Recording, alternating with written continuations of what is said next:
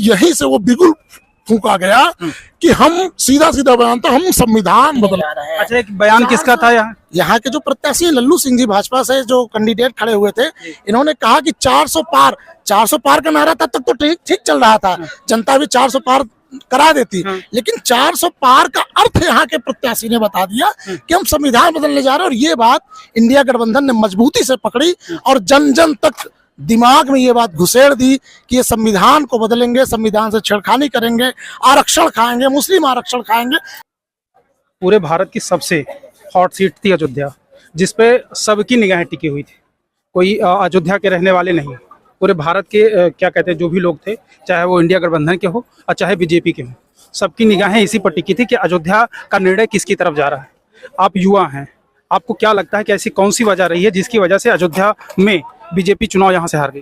देखिए, मैं अगर मेरा पर्सनल पॉइंट ऑफ व्यू है तो पर्सनल पॉइंट ऑफ व्यू सबसे पहला मुद्दा तो युवा होने के नाते मैं रोजगार को दूंगा कि रोजगार की जिस तरीके से मांग युवा लगातार, आपने देखा होगा लखनऊ से लेकर इलाहाबाद जितने भी युवाओं के गढ़ थे, हमेशा रोजगार की मांग होती रही, और जिसपे वर्तमान मौजूदा सरकार ने हो सकता है ध्यान नहीं दिया, या फिर उनके पास वैकेंसीज नहीं थी, या वो वैकेंसीज को चुनाव के बाद लाना चाहते थे। तो सबसे पहला मुद्दा बेरोजगारी का था। फिर दूसरा मुद्दा जो आया धर्म का, कि ये युवा समझ गया कि हमेशा धर्म के नाम पे राजनीति नहीं हो सकती है।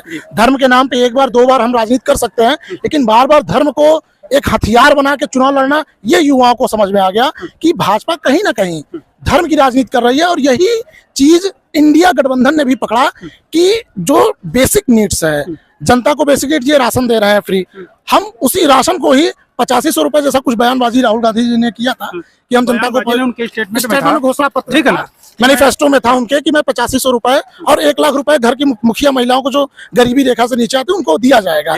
तो ये गरीब जो होता है ना, ये इसको क्या चाहिए, इसको चाहिए खाना चाहिए, लाभ चाहिए। ये इसको 5 किलो राशन से कहीं ज्यादा 1 लाख रुपए 8500 कहीं ना कहीं नजर आ रहा था कि मुझे पैसा मिले तो मैं पैसे से अपनी जरूरतें पूरी कर सकती हूँ।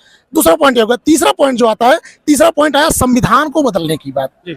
संविधान को बदलने की बात, जो हार्ट सीट अयोध्या जिसपे सबकी नजर थी, पूरे भारत की नजर थी कि 32 करोड़ रुपए 3200 करोड़ रुपए प्रोजेक्ट जो है केवल और केवल अयोध्या, कई जगह के प्रोजेक्ट को काटकर अयोध्या लाया गया, लेकिन हार गए चुनाव। सबसे बड़ा मुद्दा बना, क्यों हार गए? क्योंकि यहीं से वो बिल्कुल फूका गया कि हम सीधा बयान था, हम संविधान बदलने जा रहे हैं। अच्छा, एक बयान किसका था यहाँ? यहाँ के जो प्रत्याशी लल्लू सिंह जी भाजपा से जो कैंडिडेट खड़े हुए थे, इन्होंने कहा कि 400 पार का नारा तब तक तो ठीक चल रहा था, जनता भी 400 पार करा देती, लेकिन 400 पार का अर्थ यहाँ के प्रत्याशी ने बता दिया कि हम संविधान बदलने जा रहे हैं। और ये बात इंडिया गठबंधन ने मजबूती से पकड़ी और जन जन तक दिमाग में ये बात घुसेड़ दी कि ये संविधान को बदलेंगे, संविधान से छेड़खानी करेंगे, आरक्षण खाएंगे, मुस्लिम आरक्षण खाएंगे।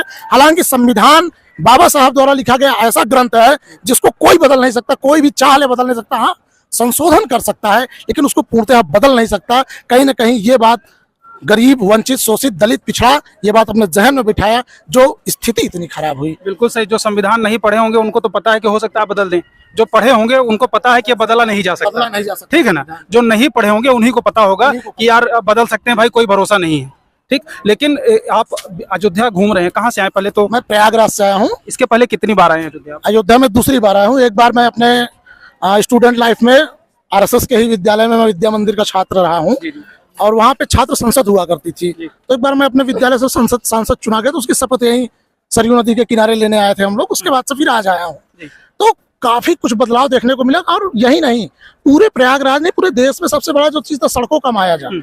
सड़कों का जाल वास्तव में जो नितिन गडकरी मंत्री जी थे, वो कहीं ना कहीं बहुत लोगों की पसंद थी। आप देखे होंगे कि कई लोगों की ये आवाज थी कि नितिन गडकरी को प्रधानमंत्री बनाया जाए।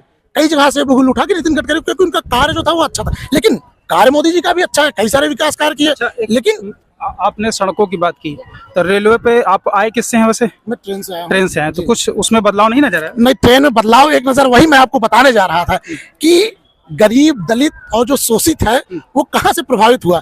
पहले ट्रेन में जनरल डिब्बों की संख्या ज्यादा होती थी।